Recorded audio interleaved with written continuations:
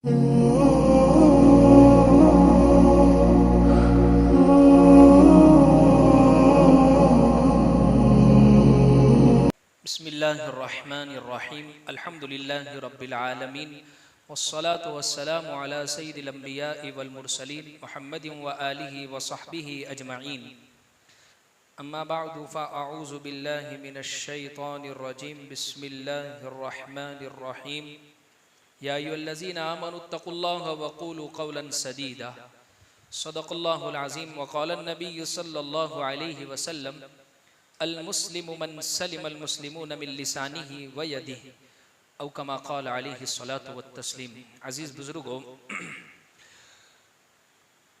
तरावी के ये बात की मजलिस में हमारा आदाब मुआशरत के ताल्लुक़ से ये बयान चल रहा है। आदाब मुआशरत यानी हमारी ज़ात से किसी को तकलीफ़ न पहुँचे। बहुत सारी बातें हैं उसमें, लेकिन सिर्फ एक चीज़ इंसान अपना लेवे तो मैं ये समझता हूँ कि शायद 60-70% तक वो अपनी तकलीफ से दूसरे इंसान को बचा लेगा, और वो है ज़बान का सही और दुरुस्त इस्तेमाल। क्योंकि ज़बान ये जब ये चलती है तो बड़ी ख़तरनाक होती है।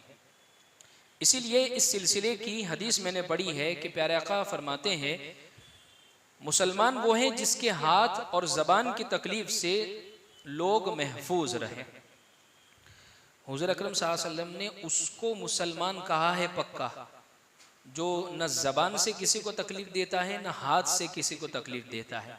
मुसलमान के तो लफ्ज़ में अगर गौर करे मुस्लिम, तो उसमें सलामती का मादा खुद ब खुद पाया जाता है। यानी मुसलमान तो वो होता है जो अपनी ज़ात से किसी को तकलीफ़ नहीं पहुँचाता है, वो तो सलामती वाला है। इसीलिए हमारे मज़हब ने हमें जो मुलाकात का अदब सिखाया है, उसमें भी हम तो दूसरों को सलामती की दुआएं देते हैं। जैसे दूसरे मज़हब में अगर दूसरे लोग आपस में मिलते हैं तो उनकी मुलाकात के अल्फाज होते हैं गुड मॉर्निंग, गुड नाइट, आदाब, नमस्कार और फुलाना और इस तरीके पर। लेकिन मज़हब इस्लाम ने मुलाकात के वक्त जो अदब सिखाया है वो कहा है अस्सलामु अलैकुम। यानी इसमें आपने सामने वाले को ये दुआ दे दी है कि अल्लाह की सलामती आपके ऊपर उतरे। कितनी बड़ी बात हो गई। तो जिस मज़हब के नाम में सलामती है, जिस मज़हब ने मुलाकात के वक्त अदब सलामती वाला बतलाया है, तो उस मज़हब के मानने वालों को कितनी ज़्यादा इस चीज़ की फ़िक्र करने की ज़रूरत है। इसलिए इस हदीस के अंदर प्यारे आका सल्लल्लाहु अलैहि वसल्लम ने 2 लफ्ज़ इस्तेमाल फरमाए। मुसलमान वो है जिसकी तकलीफ़ से दूसरा महफूज रहे। कौन सी तकलीफ़? ज़बान से भी तकलीफ न देता हो और हाथ से भी तकलीफ न देता हो। 2 चीज़ों की तकलीफ़ों से बचा लेवे। एक है ज़बान से किसी को तकलीफ न देवे, यानी कोई ऐसा लफ्ज़, कोई ऐसा कलमा, कोई ऐसी बात अपनी ज़बान से ना निकाले कि दूसरे के दिल को तोड़ने वाली हो। बस मर्तबा हम किसी पर तनकीद करते हैं, किसी की बात पर क्रिटिसाइज़ करते हैं, या हमारे कहने का अंदाज, यानी हमें उसकी कोई चीज़ पसंद नहीं है, हम साफ साफ कह देवे, साफ लफ्ज़ों में कह देवे। लेकिन ऐसा ताना, ऐसी तशनी और ऐसा लफ्ज़ इख्तियार करना जो गाली से भी ख़तरनाक हो। ताना क्या है? गाली से ख़तरनाक चीज़ है ये, किसी को ताना देना। अल्लाह हमारी हिफाजत फरमावे। तो उससे अपने आप को बचाना, यानी ताने का मतलब होता है लपेट कर ऐसी बात मारी जावे कि कहते हैं ना कि सांप भी मर जावे और लाठी भी ना टूटे। तो ये यहाँ इस्तेमाल करने की ज़रूरत नहीं है। इसीलिए अरबी शायर ने कहा है जराहतुस्सिनान लहल्तियाम वला यल्ताम मा जरहल लिसान। ज़बान से अगर आपने किसी को तकलीफ पहुँचाई है वो हमेशा ताज़ा रहता है। हाथ से तकलीफ पहुँचाई है वो एक दिन ज़ख्म भर जाएगा, लेकिन ज़बान से किसी को बोला है वो सामने आ जाएगा, उसके अल्फाज नश्तर की तरह आपके सामने चुभेंगे कि इस शख्स ने तकलीफ पहुँचाई थी, फलाने वक्त ताना दिया था, फलाने वक्त इसने सुनाई थी। तो इस ज़बान से तो बहुत ज़्यादा अपने आप को बचाने की ज़रूरत है। अजीब नुक्ता है, हुजूर ने इस हदीस में पहले यूं कहा अपनी ज़बान की तकलीफ से और हाथ की तकलीफ से दूसरों को बचाए। ज़बान पहले कहा, हाथ बाद में कहा। मुफस्सिरीन मुहद्दिसीन अजीब नुक्ता बयान करते हैं, ज़बान क्यों पहले कहा? क्योंकि ज़बान की तकलीफ़ें हाथ की तकलीफ से ज़्यादा है। जाहिर में ये लगता है कि हाथ की तकलीफ ज्यादा होगी कि किसी को पिना के दे दी, मार दिया किसी को, तो वो ज्यादा तकलीफ है। लेकिन नहीं, जबान की तकलीफ ज्यादा है। वजह उसकी ये है, हाथ से किसी को तकलीफ पहुंचाने के लिए सबसे पहले वो सामने होना चाहिए। जबान से तकलीफ होने के लिए कहां सामने होने की जरूरत है? आप पीठ पीछे बैठे हुए उसकी कितनी भी कब्र खोद सकते हैं। इसी तरीके से हाथ से तकलीफ पहुंचाने के लिए जरूरी है कि आप खुद ताकतवर हो, यानी आप इस पोजीशन में हो कि उसको मार सकते हो। वरना सामने वाला आपसे ज्यादा ताकतवर है तो फिर आपको, अरे अल्लाह के लिए हमने तो माफ किया, लेकिन कमजोर को माफ करके दिखाएं। तो हाथ से तकलीफ देने के लिए सामने वाले के ऊपर आपका गलबा होना, आपको ताकत होना जरूरी है। और जबान से तकलीफ देने के लिए आपको किसी ने तकलीफ हो जाए, आप कुछ कर नहीं सकते हैं, लेकिन कोने में बैठे बैठे उसके खिलाफ बद्दुआ कर देंगे, उसके खिलाफ जबानें खोल देंगे, उसके खिलाफ गिबतें कर देंगे। तो ये बड़ी खतरनाक चीज है। जबान का जो ताना है, जबान का जो फिक्रा है, ये बड़ी खतरनाक चीज है। हजरत मुफ्ती शफी साहब रहमतुल्लाह अलैह फरमाया करते थे कि बाज लोगों की जुबान के अंदर डंक होता है। जब बोलते हैं तो ऐसा लगता है गोया डंक मारेंगे, तंज करते हुए बोलते हैं, ताना देते हुए बोलते हैं, किसी पर एतराज करते हुए बोलते हैं।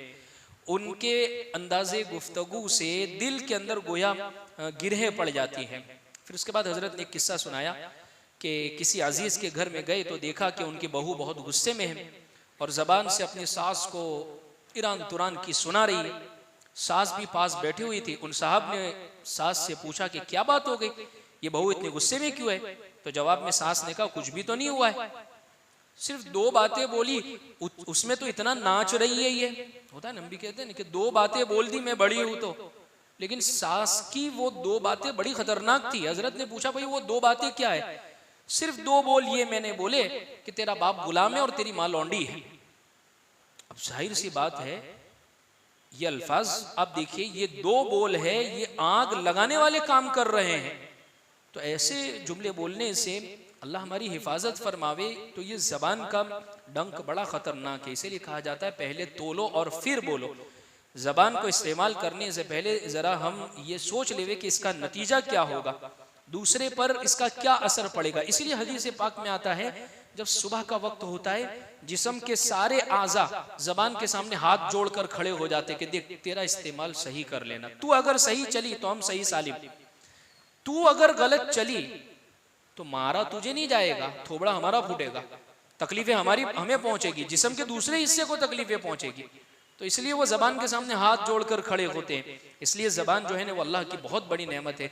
मैं जब अपने लिए कोई गलत बात सुनने को पसंद नहीं करता हूं तो फिर मैं दूसरों को क्यों वो गलत बात बोलता हूं? हदीस में फरमाया अहिब्ब लिन्नासी मा तुहिब्बु लिनफ्सिक, जो खुद तुम अपने लिए पसंद करते हो वो लोगों के लिए भी तो पसंद करो। इसलिए जबान अल्लाह की बहुत बड़ी नेमत है। ऐसा नहीं है कि फ्री में मिली है, इसका कोई टैक्स वगैरह तो भरना पड़ता नहीं है, तो जब चाहे जैसे इस्तेमाल कर ली जावे। नहीं, ये बहुत बड़ी नेमत है, इसके बारे में पूछा जाएगा। वरना इस नेमत की कदर उन लोगों से पूछे जिनकी ज़बान पर बाज़ मरतबा फालिज लकवे का असर पड़ जाता है, बोल नहीं पाते, ज़बान की कुव्वत अल्लाह उनकी छीन लेते, ताकत नहीं रहती है बोलने की। उनको ये बात मालूम होती है कि ये कितनी बड़ी नेमत है। अभी जाहिर सी बात है, मैं कितने सारे अल्फाज बोलते जा रहा हूँ, कितने सारे अल्फाज, लेकिन अगर ज़बान की नेमत नहीं है, कितना भी इल्म भरा हो, मैं कैसे ये अपना माफिज ज़मीर, मैं कैसे अपना दर्द दिल, कैसे मैं अपनी बात आपके सामने रख पाऊंगा? यही तो ज़बान है जो हमारे दरमियान में तर्जमान है, यही तो ज़बान है जो बात आगे पहुंचाने का काम कर रही है।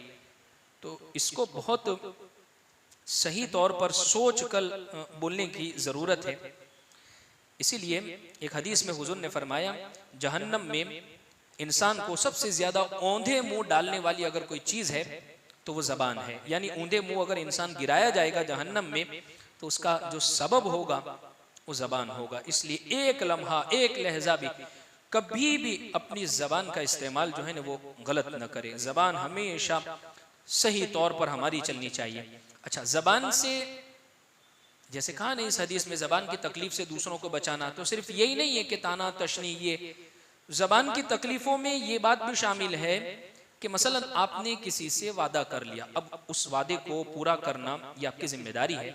आपने कहा कि भाई मैं फलाने वक्त आऊँगा, फलाने वक्त आपसे मुलाकात करूँगा, तो उस वक्त को आप पूरा करें।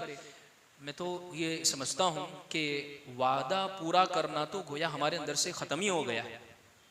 यानी टाइम की कदर, वक्त पर किसी चीज़ का करना, वक्त पर किसी चीज़ का पहुँचना, वक्त का सही इस्तेमाल करना, ज़बान दे दी उसके मुताबिक पूरा करना, यानी हम इसको कुछ समझते ही नहीं है।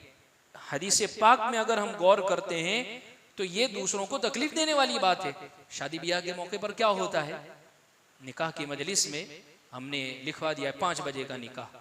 अब इमाम साहब भी इंतज़ार कर रहे हैं और जितने भी रिश्तेदार है वो सारे भी इंतज़ार कर रहे हैं, और दूल्हा दुल्हन वाले आराम से इत्मीनान से पहुंच रहे हैं 8 बजे 9 बजे। वादा खिलाफी है ये आपकी, ये आप तकलीफ दे रहे हैं। तो इसलिए ज़बान से कभी भी किसी को तकलीफ नहीं पहुंचाना चाहिए। हमेशा अपनी ज़बान से दूसरों की हिफाजत करनी चाहिए। इसी तरीके से बहुत सारे आदाब लिखे हैं ज़बान की तकलीफ़ से बचाने के लिए। जैसे मिसाल के तौर पर हज़रत उमर फ़ारूक रज़ी अल्लाह अन्हु के ज़माने का वाक़या बड़ा अजीब है।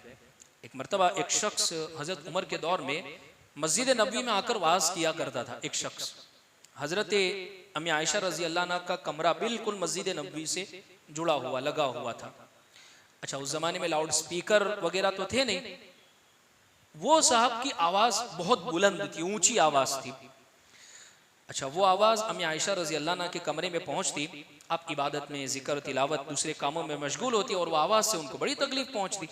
तो अम्मी आयशा रज़ी अल्लाह अन्हा ने हज़रत उमर फ़ारूक रज़ी अल्लाह अन्हु को ये पैगाम कहलवा भेजा कि ये साहब कमरे के करीब आकर ज़ोर ज़ोर से आवाज़ कर रहे हैं और मुझे तकलीफ हो रही है, आप उनसे कह दीजिए।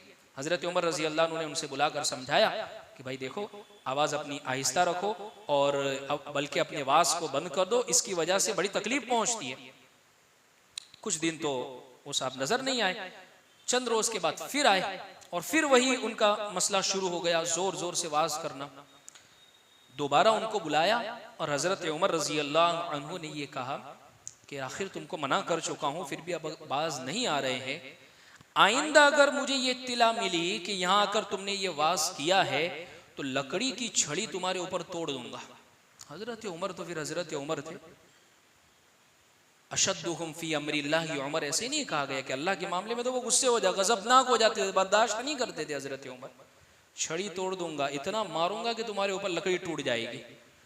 इस वाक़ये को बतलाने के बाद मकसद ये है, मैं जिक्र ये करना चाहता हूँ कि आज हम लोगों को इस चीज़ की बहुत ख्याल करने की ज़रूरत है। बाज़ मरतबा मस्जिद में बयान हो रहा है और लाउड स्पीकर जो है वो माइक अजान वाले भी हमने खोल दिए हैं। बाज़ हमारी खुद की गलतियाँ होती है, इस बात को हम जहन में रखें। अजान का वक्त 3 मिनट है, 5 मिनट है। मुसलमानों को जगाने के लिए और उनको अजान उन तक पहुँचाने के लिए, ये नहीं कि आप तकरीरों के लिए भी लाउड स्पीकर मस्जिद के खोल दिए हैं। बहुत सारे बीमार होते हैं, बहुत सारे हजरात वो होते हैं जो गैर मुस्लिम हजरात करीब में रहते हैं, उनको तकलीफ पहुँचती है उसकी वजह से। तो इस चीज़ पर बहुत ज़्यादा गौर व फिक्र करने की हमें ज़रूरत है। तो इसलिए ज़बान की तकलीफ से बचाना, इसीलिए एक खातून के बारे में लिखा है वाक़या हदीस में, सारे दिन रोज़ा रखती है और सारी रात इबादत, लेकिन अपने पड़ोसियों को ज़बान से बड़ी उल्टी सीधी बकती और तकलीफ़ें पहुँचाती है। तो हुज़ूर ने फरमाया कि वो औरत जहन्नमी है। तो एक तो ज़बान से किसी को तकलीफ़ न पहुँचाना, दूसरी चीज़ इस हदीस में है कि हाथ से किसी को तकलीफ़ न पहुँचाना। यानी जब जी में आया किसी को मार दिया या किसी को तकलीफ पहुंचा दी। आजकल बड़ा अजीब, यानी लोगों में से बर्दाश्त खत्म हो गया। यानी सीधा अगर कोई वाकया पेश आया है, बातचीत का जो मरहला होना चाहिए या आप माफ़ी दरगुजर का मामला होना चाहिए, नहीं सीधा फेंट निकाल के बस उसको थोबड़े पे मार देना है, लड़ाई कर ही लेनी, आस्तीन ने सीधे चढ़ा ही लेनी है। ये तरीका हमारा नहीं है, मुसलमानों का नहीं है ये। तो बर्दाश्त का मादा हमारे अंदर ही पैदा करने की ज़रूरत है। तो हमारी हाथ से किसी को तकलीफ ना पहुंचे। अच्छा, हाथ से तकलीफ में एक तो आ गया मारना। अच्छा, दूसरी चीज आ गई कि हम घर में रहते हैं, जॉइंट फैमिली में रहते हैं, मुश्तरका तौर पर रहते हैं, हर चीज सलीके के साथ हर चीज उस जगह पर हमें रखनी चाहिए ताकि दूसरे लोगों को उसकी वजह से तकलीफ ना हो। हज़रत मुफ्ती शफी साहब रहमतुल्लाह अलैह बहुत छोटी छोटी बात पर अपने बच्चों को, यानी हज़रत मुफ्ती तकी साहब और इन जैसे अकाबिरीन को फरमाते थे कि बेटा घर की हर चीज़ आपने तौलिया इस्तेमाल किया, वापस उसकी जगह पर, ताकि दूसरे लोग जब उसको इस्तेमाल करें तो उनको उस जगह पर मिल जावे, वरना ये तो ये हाथ की तकलीफ होगी कि आपने जहां जगह मिली आपने वहां रख दिया है। इसी तरीके से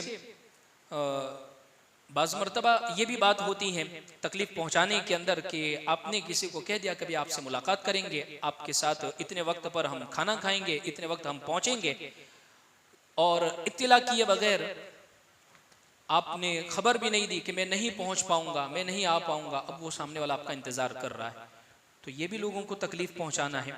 इसी तरीके से हम घरों के अंदर रहते हैं या मोहल्लों के अंदर रहते हैं, अब घर का कचरा कूड़ा करकट वगैरह जो जमा हुआ, तो घर के अंदर एक कचरे का डिब्बा होना चाहिए। जिस वक्त कचरा साफ करने वाले आते हैं उस जगह पर पहुंचा देना चाहिए, या कचरा जहां पर फेंका जाता है वहां पर, हमारी आदत ये होती है उठते हैं, कचरे की लारी आकर चली जाती है और फिर मोहल्ले के किनारे पर जाकर वो कचरा फेंकते हैं।